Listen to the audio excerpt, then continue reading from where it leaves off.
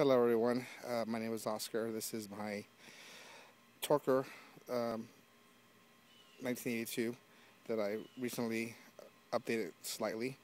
It has the original Torker frame and forks, which I got recently re-chromed and re-stickered. I got original Redline V-bars with a Redline brute stem that's been custom painted. An exposure brake lever that I got just because of the black and yellow combo. These are some new Skyway grips that I also got as well because of the black and yellow combo. Here's a better look of the frame. It has a Harrow Fusion sprocket with a yellow KMC chain. Old school Suntour seat clamp has also been custom painted black. Primo rod seat post. SC Racing Retro Blitz Lightning Bolt seat. Diatech brakes. Tioga company tires once again.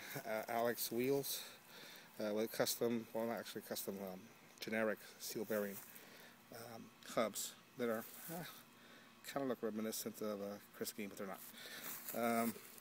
This is the SC seat post. I'm sorry. It has a bottle opener underneath. In case I want to drink a Lonic afterwards. This is back view. Looks pretty sweet. And I hope you like it. Tell me what you think and leave your comments. Thanks.